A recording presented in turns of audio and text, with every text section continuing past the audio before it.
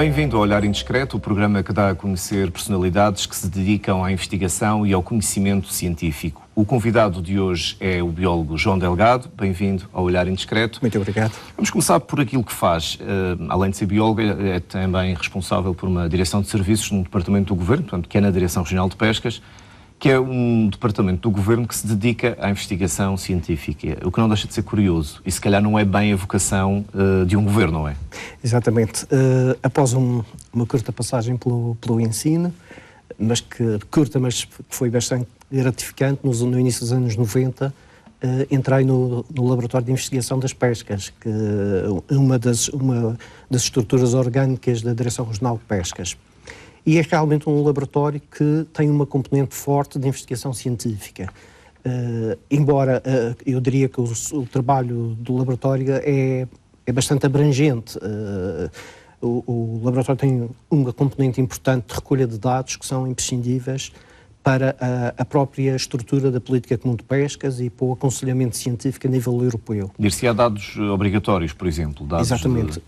Nós temos um programa que é o Programa Nacional de Recolha de Dados de Pesca, que é implementado em todos os países comunitários que têm frotas de pesca.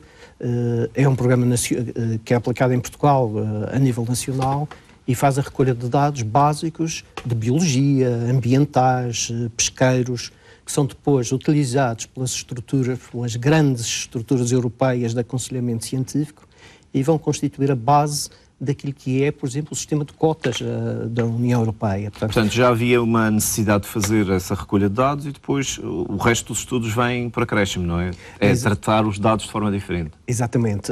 Portanto, existe essa componente que é sobretudo marcante a partir de 2002, porém o laboratório já é muito anterior e iniciou de uma forma de monitorização local, regional, com projetos essencialmente regionais no início, para monitorizar aquelas espécies que são mais importantes para a pesca comercial. E como é que isso é feito? É embarcando nas embarcações de pesca? É vendo o que é descarregado na lota? Como é que recolhem esses dados ao fim e ao cabo? De várias formas. Uma delas é essa que disse, portanto, embarcando em cruzeiros de investigação, em navios de pesca comercial, porém outra passa-se em terra, quer nas várias lotas que existem na região autónoma da Madeira, principalmente na lota do Funchal, que é a porta de entrada de uma componente importante, embora não tão importante como no passado, porém continua a ser importante, uma das portas de entrada do pescado na região.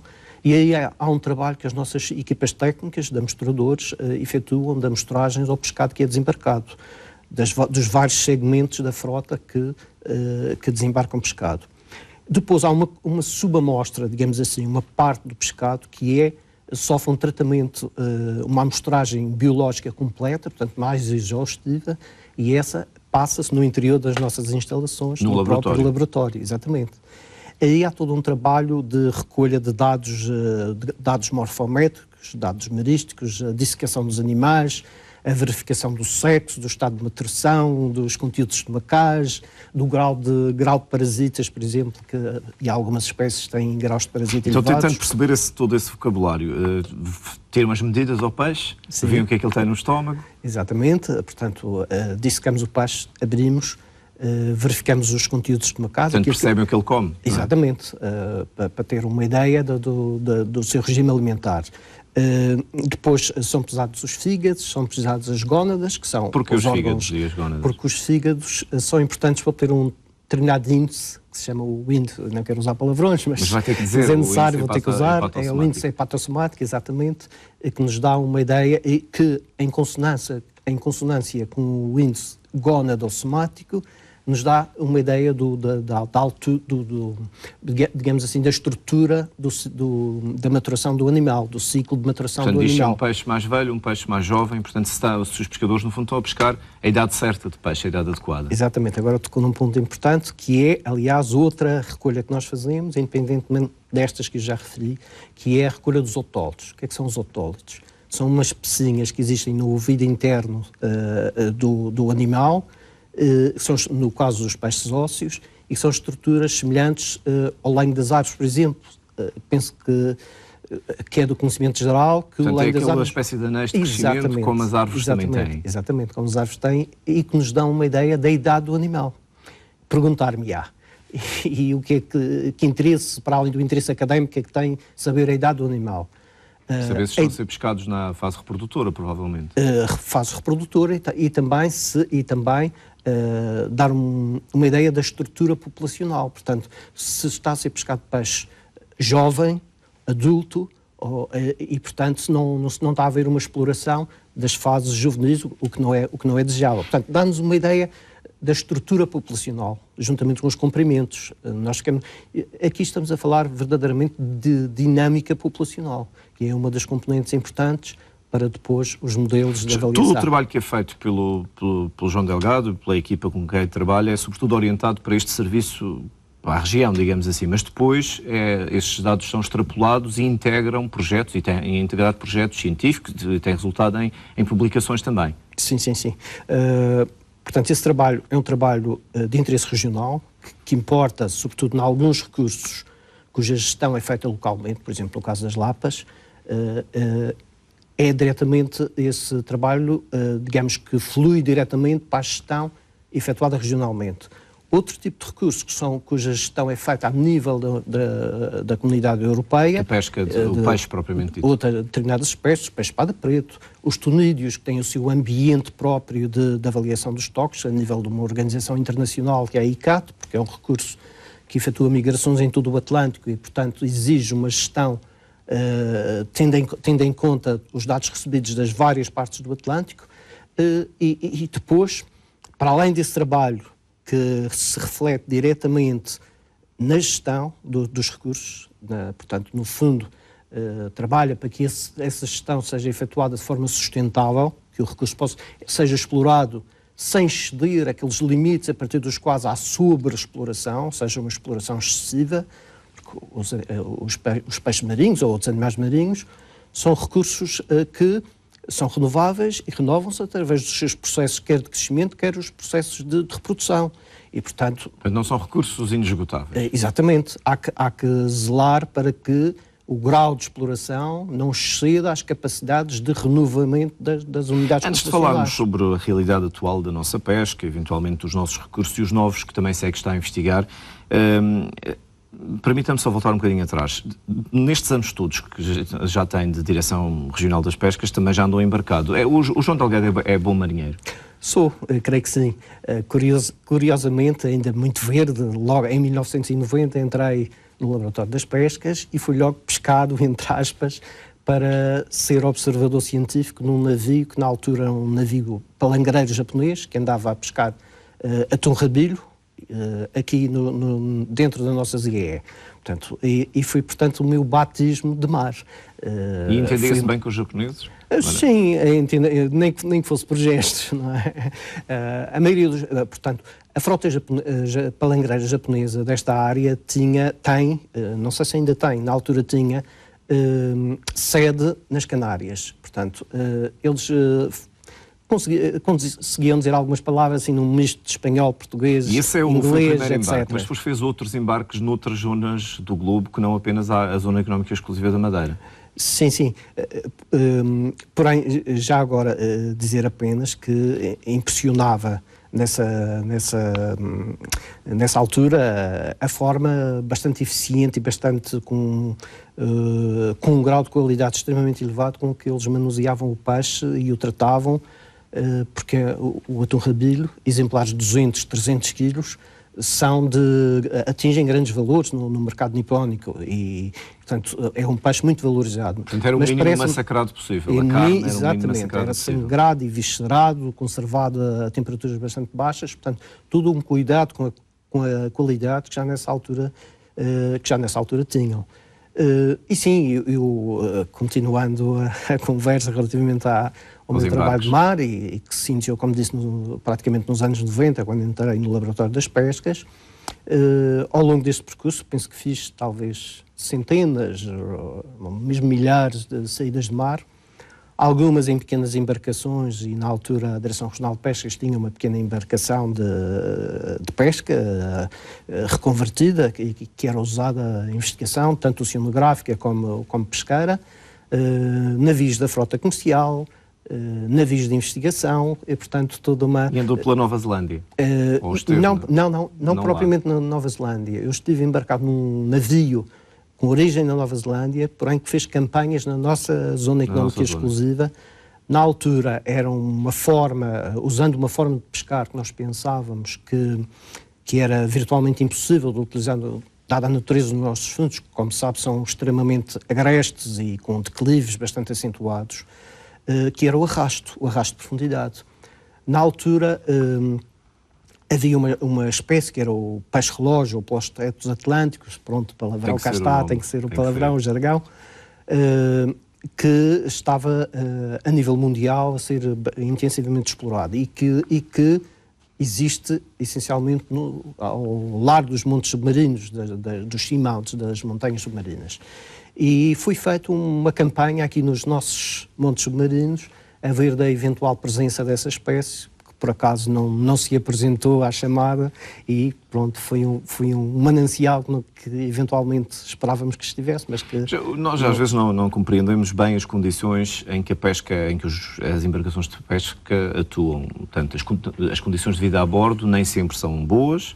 E mesmo a conservação do peixe para campanhas muito mais longas é limitada da nossa frota de pesca da Madeira, não é verdade? Sim, sem dúvida. A nossa frota é uma frota muito pequena, artesanal, e sobretudo quando falamos na frota espadeira, não é? Aquela que se dedica à pesca do peixe espada preto. São embarcações que, têm recursos bastante limitados. E podem estar um tempo muito limitado também em campanha. Tempos em alguns casos, algumas embarcações passam períodos relativamente prolongados no mar.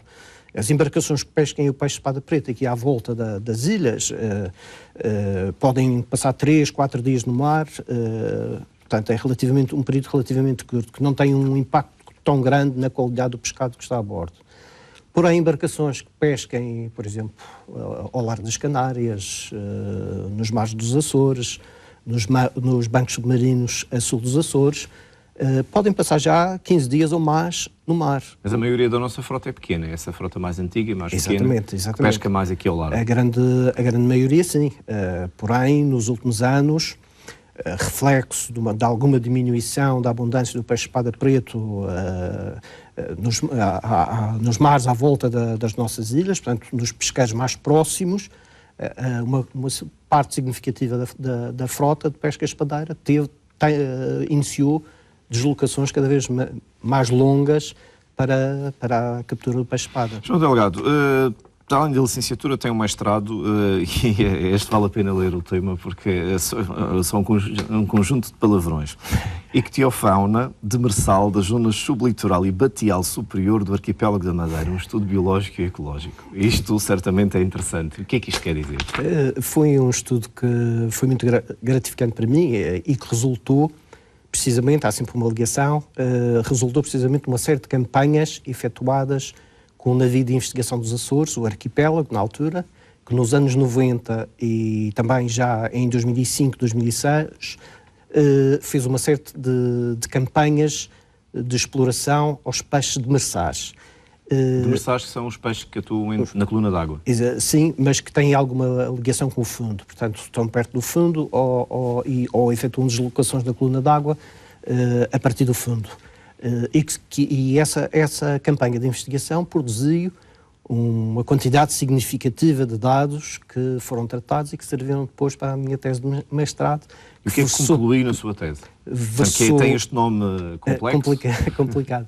Não, foi essencialmente, ficamos com estimativas das abundâncias de cada uma dessas espécies, da diversidade de espécies que existiam, que eram muitas, porque os nossos mares têm uma diversidade elevada.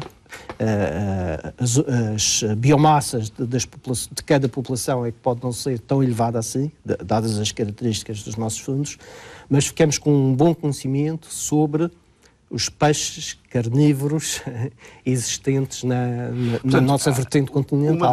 Há vários mitos que provavelmente são vendidos a quem nos visita. Alguns são até fruto da própria ideia que as pessoas têm de uma ilha. Vou-lhe perguntar e vai-me responder se sim ou não, se são mitos ou não. Um deles é que as pessoas associam que as ilhas oceânicas, como é o caso da Madeira, são ricas em peixe. Isso é verdade no caso da Madeira? Como lhe disse anteriormente... Em espécies já percebi. Em diversidade, sim. Em quantidade, nem por isso.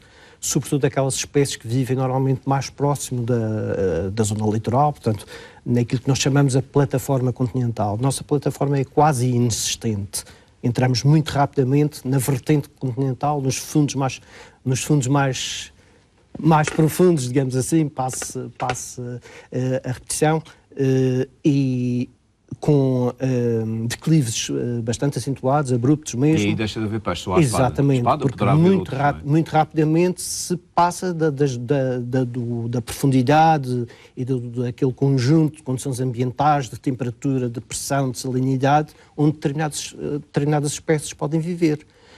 Passamos então para o domínio profundo, como me referi bem, o caso do peixe-espada preto, ou, noutros casos, os grandes migradores, grandes pelágicos migradores, como o atum, que passa cá, que faz grandes migrações a nível do Atlântico e que é capturado pelos nossos pescadores quando cá passa Uma outra migrações. Pergunta que é mito ou realidade. A maior parte do peixe que nós consumimos atualmente na Madeira é de origem, é pescado nas nossas águas?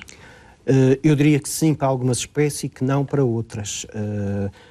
O caso do espada preto e do atum é essencialmente peixe capturado cá, seja ele capturado pela nossa frota ou até também pela frota açoriana, porque há uma porção significativa da frota açoriana de atum que captura aqui nos nossos mares e eventualmente descarrega nas nossas lotas. Para determinadas espécies, tais demersais, precisamente pela exiguidade da nossa plataforma, uma parte substancial será peixe que não foi capturado cá, peixe que vem do continente. Em alguns casos, por exemplo, vou-lhe dar um exemplo concreto, o bodião. O bodião é um peixe que, maioritariamente, o bodião que é cá consumido provém dos Açores ou de Portugal continental. Então vamos esquecer que o João Delgado é diretor de serviços na Direção Regional de Pescas e quando se vai a um restaurante e quem nos serve diz, este bodião é pescadinho esta manhã aqui ao largo.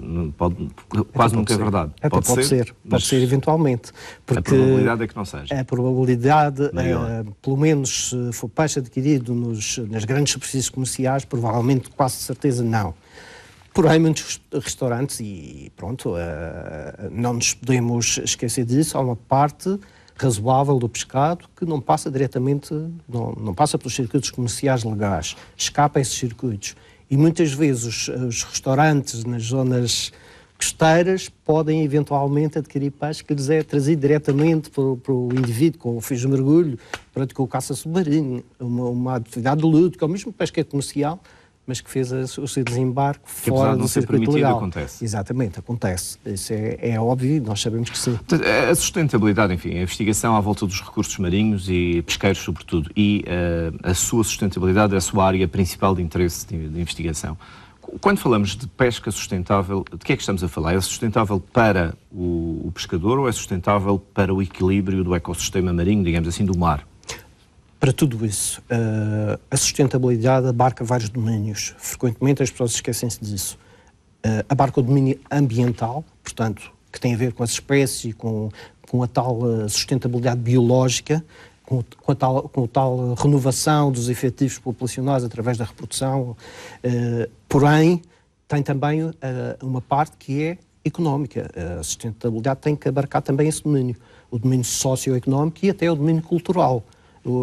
Além disso, há um fator importante quando se fala de desenvolvimento sustentável, de sustentabilidade, que é, e que as pessoas frequentemente se esquecem, é a passagem transgeracional, ou seja, uma atividade só é verdadeiramente sustentável se for passada em condições à geração seguinte. Esse domínio tem que ser salvaguardado para poder falar verdadeiramente em sustentabilidade. É garantido ou está a ser, ou há pelo menos tentativas de garantir isso na Madeira? Sim, sim.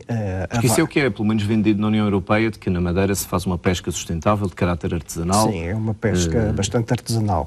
Porém, alguns dos recursos que sustentam essa pesca sustentável que nós fazemos e artesanal também são pescados por outros. O caso dos tonídeos é um caso flagrante. Os tonídeos são pescados, por exemplo, no Golfo da Guiné, as espécies tropicais, o gaiado, o patudo, são pescados no Golfo da Guiné por cercadores maioritariamente europeus, ou uma grande parte deles europeus, que fazem pesca de cerco, grande pesca de cerco, que utilizam aquilo que nós chamamos os dispositivos de concentração de pescado, que são estruturas que são basicamente lançadas para o mar e que congregam os cardumes de peixe à volta dessas estruturas. Neste momento, a ICCAT, que eu já referi, que é a Organização Internacional que faz a gestão dos recursos tenídeos, não permite mais que o lançamento de 500 DCPs por embarcação, porém é ainda um número muito elevado. O que é que acontece? Essa fixação do peixe em latitudes mais baixas, peixe essencialmente de pequena dimensão, imaturo, juvenil, a acessibilidade com que o peixe fica à pesca em razão da utilização desses DCPs e o tipo de pesca que é efetuado de cerco captura imenso peixe juvenil e, portanto, esse peixe depois não prossegue o seu circuito migratório. Ainda para complicar a coisa, temos a questão das alterações ambientais. Essas alterações, sobretudo o atum sendo um grande migrador, é muito sensível à variação das o atum, o que é que vem cá fazer? Vem seguindo uma corrente? Passa no seu circuito migratório, nutrição, sim, faz a reprodução no Golfo da Guiné e sobe aqui no Atlântico. Falando em peixes juvenis e peixes adultos, é uma curiosidade que tenho. Quando nós podemos ver um atum com 3 quilos, aliás, nos supermercados aparece o atum chamado calibrado, o peixe calibrado, mais ou menos todo do mesmo tamanho, e depois de repente vamos à lota e aparece um atum com 100 quilos. Significa que o que eu encontrei no supermercado de 3 ou 4 quilos é juvenil e o outro é adulto, ou podemos estar a falar também de espécies diferentes que têm, portanto, uma dimensão diferente? Sim, é importante para fazer esse tipo de comparação, é importante saber se estamos a falar da mesma espécie ou não. Mas regras, por exemplo, o gaiado, a gama de comprimentos que pode encontrar não é igual à do patudo, cuja gama é muito maior. O patudo é o principal atum que nós comemos na nossa tradição gastronómica. É o atum do bife de atum. É aquele que é capturado aqui, exatamente, que é capturado cá em maior quantidade. Por outro lado, o rabilho, como lhe disse, pode alcançar 200, 300 quilos de peso à vontade. Portanto, dentro do patudo, essa gama que falou, essas gamas seriam perfeitamente aceitáveis e estaríamos além do gaiado, há o bonito, não é? Portanto, é uma família, o atum é uma família. O bonito é o gaiado. O bonito é o gaiado. É a mesma... são designações... como é conhecido nos Açores. O atum é uma família, então? Os tunídeos formam um conjunto de... E, portanto, quando às vezes as pessoas dizem mas este atum parece, enfim, a carne é mais dura do que a outra, pode ser outra espécie, pode ter a ver com o tamanho, não é? Ainda temos depois o voador, tem uma carne mais branca, não é? Relativamente ao patudo, distingue-se perfeitamente, mesmo cortado, se o corte, se aposta, se é de voador, mais clara, branca, carne mais branca, do que o patudo, que é aquele tal atum vermelho, não é? O gaiado é perfeitamente identificável, não é? Portanto, não se pode dizer, sendo rigorosos, que temos tendencialmente menos atum nas nossas águas. Podemos, no entanto, dizer que temos menos espada do que já tivemos, porque a espada não é migratória, não é? Bom, o atum, a situação não é idêntica em todas as espécies. No caso do rabilho, como se provavelmente ouvi falar, no passado o rabilho esteve em situação bastante ameaçada. Neste momento, as últimas avaliações dos estoques efetuadas pela ICCAT dão uma situação um bocadinho melhor, portanto está a haver alguma abertura. O rabilho é uma espécie que é bastante controlada em termos de pesca, exige uma série de requisitos para ser pescado e aqui na Madeira, por exemplo, pode ser capturado apenas como captura acessória, ou seja, não pode ser feita a pesca dirigida diretamente ao rabilho, porque foi uma espécie que esteve ameaçada e que agora começa a recuperar.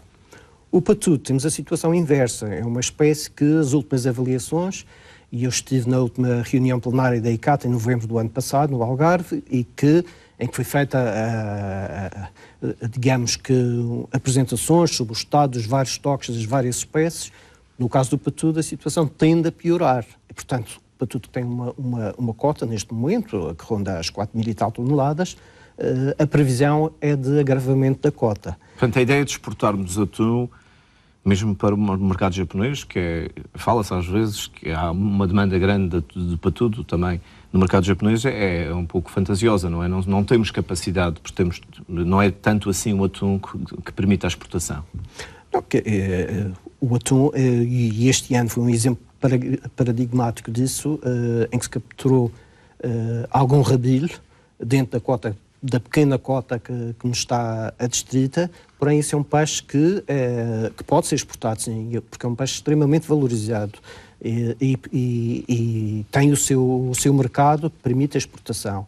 Portanto, desde que o peixe, independentemente da espécie, seja tratado com a devida qualidade, para que não se desenvolvam determinados fenómenos que, como por exemplo o aumento do nível de estaminas no peixe, que é um peixe que seja mal conservado a bordo, que seja, entre aspas, que leve pancada durante o manuseamento, que seja sujeito a diferenciais de temperatura, hora frio, hora quente, desenvolve estaminas, que são uma substância que pode provocar problemas alérgicos às pessoas e, portanto, degrada-se a qualidade do pescado. Porém, se um pescado de boa qualidade, no caso dos Unidos, pode ter, sim, e pode tem toda a viabilidade no mercado. Um dia, ou cada vez mais, estamos na fase, e isto é uma pergunta, ao fim e ao cabo, em que se valorizam as leis do mercado, entram as leis do mercado. Claro. Quem tem mais dinheiro tem mais acesso. Exatamente. Os recursos da pesca tendencialmente vão ser assim. Isto é uma tendência mundial. Sim, é uma tendência mundial, até porque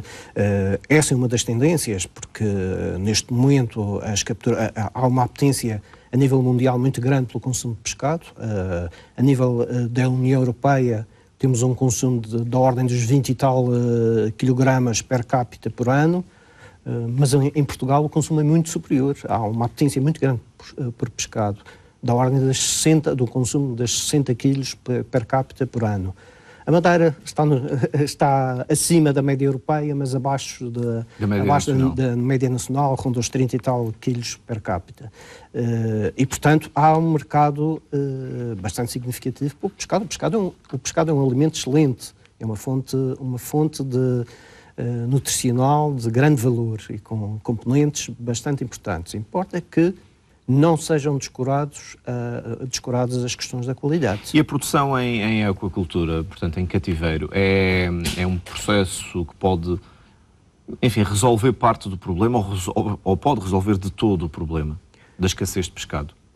Eu não sei se pode resolver de todo, porém note que a nível mundial, a aquacultura representa já quase 40% da produção de pescado. Ou seja, a pesca comercial representa cerca de 60% das capturas mundiais de pescado e a aquacultura já vai nos 40%. É, portanto, algo a ter em consideração. Importa também que essa aquacultura dê cada vez maior prioridade aos aspectos da qualidade, quer nas rações, nos alimentos que são utilizados, quer na utilização de outras substâncias eventualmente que produzam impactos ambientais, e é esse o caminho, é essa a tendência. Aliás, fala-se cada vez mais na aquacultura em modo biológico, portanto, reduzindo as densidades populacionais dentro das jaulas para causar menos stress ao peixe e menor desenvolvimento de infecções que podem causar mortandades dentro das jaulas, a utilização de rações certificadas, a substituição nas rações de produtos que provêm, por sua vez, da pesca de outras espécies selvagens, porque há uma componente grande, cerca de 30 milhões de toneladas anualmente, a nível mundial, de peixe que é pescado, mas não é utilizado para consumo, é utilizado para outros fins, rações, etc. Portanto, pescado que não entra no E em termos de capacidade, enfim, de ter novas jaulas, aqui, por exemplo, nos mares da Madeira, com os constrangimentos que temos, não haver plataforma continental, portanto, todo o fundo é muito abrupto. Há futuro para o crescimento dessa atividade nos mares aqui da Madeira? Sim, o Governo Regional da Madeira pensa que sim e tem apostado nisso. Aliás, muito recentemente, embora não sendo um especialista em aquicultura, sei que foi feito o plano estratégico para o desenvolvimento, o POAMAR, plano estratégico para o desenvolvimento da aquicultura na Madeira. Foram identificadas as zonas de interesse para a aquicultura, sobretudo na costa sul da Madeira. E neste momento existem vários interessados nos processos de licenciamento para a criação de Convém-se essas espécies que já existem aqui. Sim, neste momento a própria União Europeia põe muitos obstáculos ou impossibilita mesmo a introdução de espécies exóticas, espécies que não existem localmente. Neste momento a aquacultura, que tem uma produção atualmente da ordem das 400 a 500 toneladas anuais, tem perspectivas grandes de crescimento, para a ordem de alguns milhares, veremos quantos, porém a perspectiva é de crescer. Neste momento há uma aposta grande, sobretudo na dourada, e também começa a haver, no caso do charreteiro, que é uma espécie que tem interesse comercial elevado, que tem uma boa taxa de crescimento. E até mercado lá fora, tanto quanto sei. E tem mercado. As nossas águas têm um fator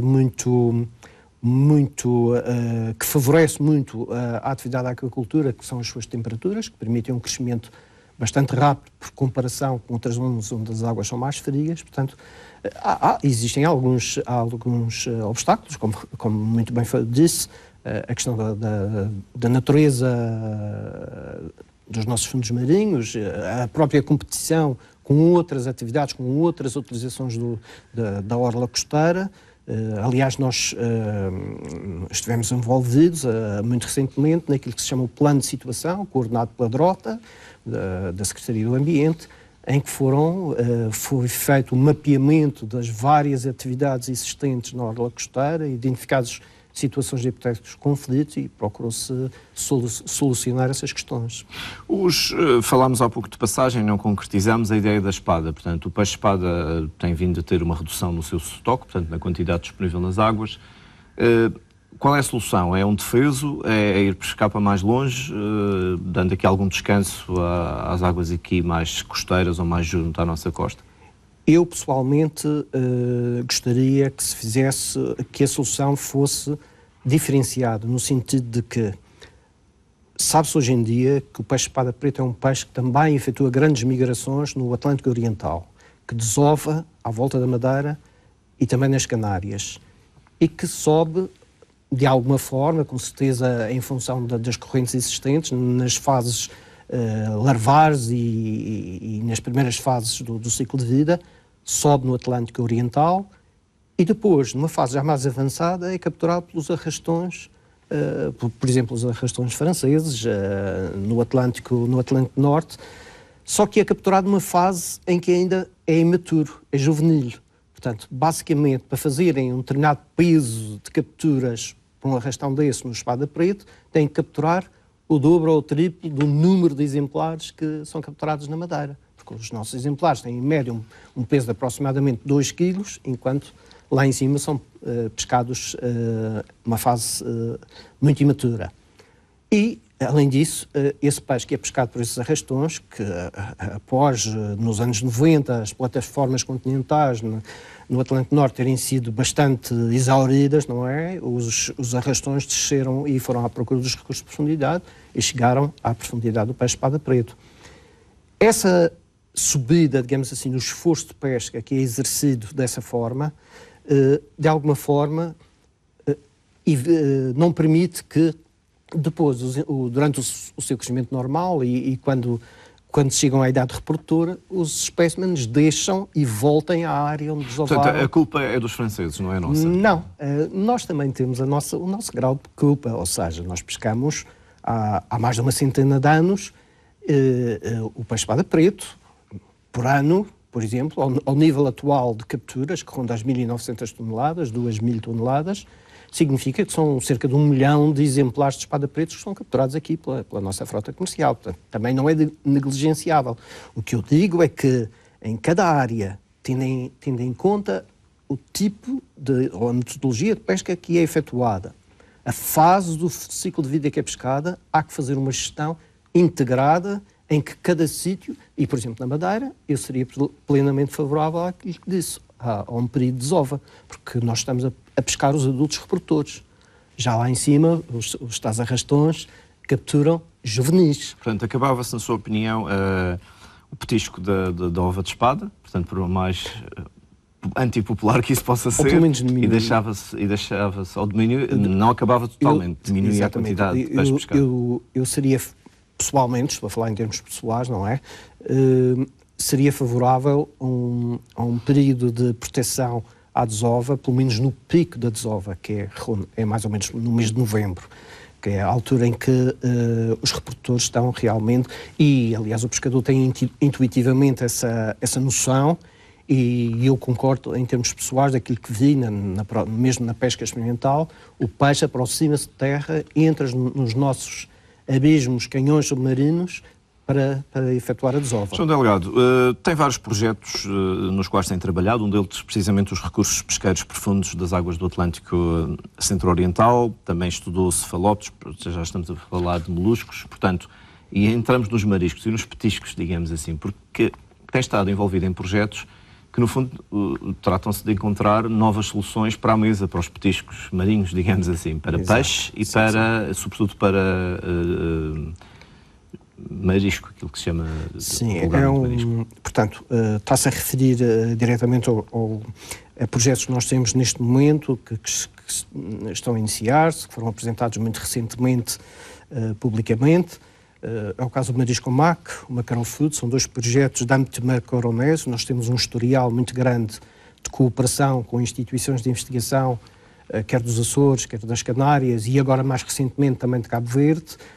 E o Marisco Mac é um projeto que visa, sobretudo, no caso da Madeira, foca-se essencialmente nas lapas, nos caramujos e eventualmente também em caranguejos e noutros locais, da área geográfica coberta pelo projeto, também na lagosta, na sapateira, enfim, uma série de, sobretudo, crustáceos ou moluscos que têm a designação genérica de marisco. Mas a lagosta e sapateira há pouco aqui, pelo menos. Sim, não é o nosso alvo primordial aqui, infelizmente. Não é? E camarão também. Há muitos há espécies de camarão, mas em quantidade para poder uma delas ser explorada comercialmente ou duas? Eu diria que, aliás, nós estimamos concretamente, num projeto anterior, estimamos exatamente a biomassa explorável de forma sustentável relativamente a uma espécie que nós chamamos... biomassa é a quantidade deles todos, o peso, digamos assim, para simplificar, é o peso que seria possível de capturar anualmente, estimamos à volta das 10, 20 toneladas de gamba da Madeira, como lhe chamamos, que existe nos nossos mares e que poderia ser capturada sem comprometer a tal sustentabilidade biológica e tal capacidade de renovação. Só que ainda não está regulamentado, ainda não se pode apanhar. Portanto, é mais uma questão de modelo de negócio que tem que ser implementado, porque com este volume de capturas, 10, 20 toneladas, isto não há rentabilidade, não dá rentabilidade económica para uma embarcação o ano inteiro a capturar apenas esta quantidade. Eu diria que isto é um nicho que teria que ser explorado por um barco polivalente de uma forma cautelosa, porque os valores são relativamente baixos. Portanto, teria que ser uma embarcação que, numa determinada altura, com recursos não demasiado grandes, quer de tripulação, quer de meios utilizados, capturava as 10 a 20 toneladas numa determinada intervalo de tempo e depois dedicava-se à pesca de outras espécies. Importante também seria aqui criar de alguma forma um mercado gourmet para este tipo de produto, porque este camarão da Madeira, digo-lhe, não tem nada a ver com o camarão congelado que compra no supermercado. Tem um sabor inigualável e ainda por cima é produto da Madeira. É produto pescado no nosso mar, que a maior parte das pessoas pensa, não sabe que existe camarão em alguma quantidade. Como há pouco, deixa-nos sempre, como há pouca quantidade, lá ficamos nós com as lapas, com os caramujos com os caranguejos. De uma forma cautelosa. E o projeto que está a ser desenvolvido, o que é que vai fazer com as lapas, os caranguejos e os caramujos? Sim, no caso das lapas, são 2 situações distintas. O ponto de partida é distinto nas lapas e nos caramujos. Nas lapas existe já algum conhecimento adquirido sobre as várias questões relativamente à biologia das 2 espécies que são capturadas comercialmente, a lapa branca e a lapa preta, são espécies diferentes. Portanto, há já algum conhecimento razoável e esse conhecimento deu origem em 2006 à primeira regulamentação da atividade de apanha que foi efetuada, porque na altura estávamos a constatar, sobretudo na Costa Sul, uma depleção grande dos estoques. Os estoques estão de alguma forma preservados até pelas condições de mar que existem na Costa Norte, portanto, na Costa Norte estão mais protegidas, digamos assim, pela própria natureza das levadias e do estado da extensão que muitas vezes lá se encontra. Porém, a nível geral, estávamos a constatar uma depleção razoável, o estoque estava sob uma exploração intensiva. Foi feita uma avaliação do estoque, tivemos estudos com necessidade, inclusivamente com especialista de nível mundial nestas espécies, da Universidade de Southampton. Fizemos uma primeira avaliação dos estoques, estudamos a biologia e, com base nisso, foi feito o primeiro decreto regulamentar, em 2006, que estabeleceu, por exemplo, o período de defeso, que inicialmente era diferente daquilo que vigora atualmente. Atualmente vigora de 1 de dezembro, eu aproveito para passar a mensagem, que é importante, entre 1 de dezembro e 31 de março, a apanha de lapas está encerrada, portanto não deve haver apanha, e as pessoas também, à partida, se encontram lapa fresca, viva, nesta altura, significa que foi capturada ilegalmente. Portanto, passando a mensagem, devem também contribuir. Educação para a sustentabilidade é importante. As pessoas contribuem também, dão o seu contributo se não consumirem um produto que sabem que naquela altura não deviam consumir. O objetivo é estudar essas espécies e, por exemplo, tirar... Já sabemos que aproveitamos as lapas, caramujos já há pouco, não é? Também, se calhar, há pouca quantidade. Isso é o que queremos saber. Isso é que o projeto está a tentar... aparentemente parece que sim, não é? Sim. Talvez não seja assim tão pouco como isso. Da amassada, de apanhar. Mas no caramujo, como lhe disse, a situação das lapas do caramujo são pontos de partida distintos. Nos caramujos sabe-se muito pouco, quer a nível de biologia, quer sobretudo da biomassa. E os caranguejos? Tal... Estamos a falar da possibilidade de utilizar caranguejos como recurso de pesca, neste caso como recurso alimentar. Atualmente não se usa. Há quem diga que o caranguejo não é bom. Não é a questão de não ser bom, novamente é a questão das quantidades que existem, das densidades populacionais. Nós, nos anos 90, por ação de um projeto desenvolvido pelo Manuel Biscoito, da Estação de Biologia Marinha, do Funchal, tivemos um projeto que fez a prospecção do caranguejo de profundidade, portanto, um caranguejo que existe sensivelmente entre os 500 e 600 metros de profundidade e que se estende para baixo dos 1000 metros, que existe, porém, novamente, as densidades populacionais não são de molde a que seja um recurso que possa substituir outros aqueles que são tradicionalmente os recursos mais importantes. Portanto, o desafio, agora que estamos quase no fim, o desafio é encontrar alguma espécie, seja peixe, seja marisco, no projeto propriamente dito não será o caso, mas tentar encontrar recursos alternativos. Exatamente. No caso deste projeto será para estas espécies que falámos, e no caso do peixe, também andam à procura de uma espécie de peixe que ninguém tinha pensado em comer? Eu penso que é pouco provável. Neste momento nós já temos um conhecimento, ao longo destes projetos, adquirimos um conhecimento bastante consistente daquilo que é a diversidade, nomeadamente do grupo dos peixes, e penso que dificilmente aparecerá nos nossos mares algum peixe que substitua o peixe espada preta. Então qual é que ou poderá ser a novidade a nível de consumo? Qual será, enfim, o desafio gourmet que fica a ser lançado aos consumidores? Existem alguns peixes de profundidade que eventualmente poderão ser interessantes do ponto de vista de complementar a pesca comercial que existe. Como por exemplo?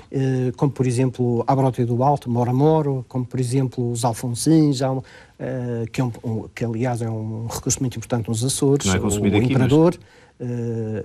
E o que nós queremos é, sobretudo, nesse nicho das espécies de profundidade, designadamente peixe de profundidade, mostrar também as qualidades gastronómicas desses recursos de profundidade. Portanto, é uma componente importante dos nossos projetos. No marisco também não há grandes novidades, a não ser o tal camarão que o João Delgado já provou. Sim.